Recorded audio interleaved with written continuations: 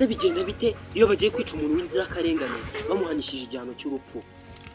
Muvandimwe, reka mumbwire ngo iki nicyo gihe mu bihe biba bibabaje cyane kandi biteye agahinda. Niba ukiri amarangamutima menshi nakugira inama yo kutareba ino video. Biba bibabaje cyane rero kumva umuntu w'umugabo arira atakamba ubutabera bukora iyo bwabaga bumurenganure ariko bikarangira yishwe. Aya namwe mu magambo aba bantu b'inzirakarengane bagiye bavuga bagiye kwicwa. Uwa mbere ni Cameron Todd Willingham. Ndi umugabo w'inzirakarengane wemejwe ibyaha nigize nkora imyaka 12 yose mbabazwa ndagukunda Gabi. Mu 2004 yiciwe muri Texas ashinjwa gutangiza inkongi y'umuriro yishe utwana dutatu twe tw'udukobwa tw'uruhinja. Imyaka 12 yose ategereje kwicwa yahoraga ataka asaba ubutabera avuga karengana ariko nta n'umwe wigeze amwumva kugeza igihe yari amaze gushiramo umwuka. Ndi umugabo w'inzirakarengane wemejwe ibyaha nigize nkora imyaka 12 yose mbabazwa n'ibintu nigize nkora ndagukunda Gabi. Reka nkubaze, ese we wavuga iki iyo ari wo munota wawe wa nyuma usigaje ku isi ugiye gupfa kandi ubeshyirwa?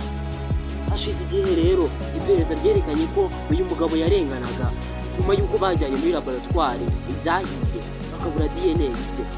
Nyuma yo guhomba abana be batatu yahombye n'ubuzima bwe arengana.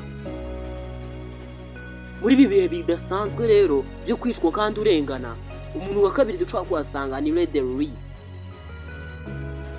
Raiden Lee yashinzwe kwica umugore muri Arkansas mu 1993. Yamaze imyaka 20 yose asaba kurenganurwa ko hakorwa DNA test ariko birangira mu 2017 yishwe. Raiden Lee yasabwe kuvuga ijambo rya nyuma yavuga, narindi yaravuze ati, but my dying words will always be, as it has been, I am an innocent man.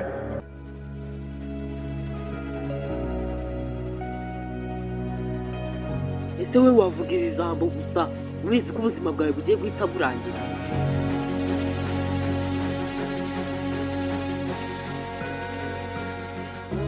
Hashize imyaka 4 rero nyuma y'urupfu rwe DNA test yarakozwe abona ko ari undi muntu wabikoze, birangira agaragaye nk'umwere ariko yari yaramaze kuva mu buzima.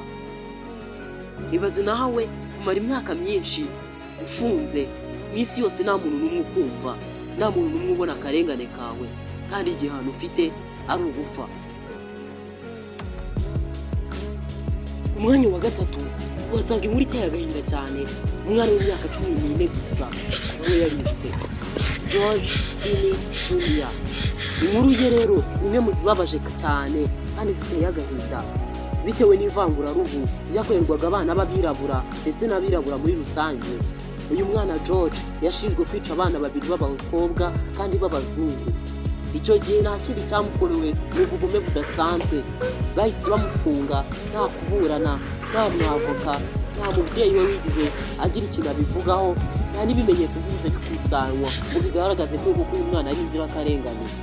Icyo gihe yahaswe ibibazo n'abazungu bimutera ubwoba bwinshi cyane, yemera icyaha rero bahise bamufunga nta kujurira.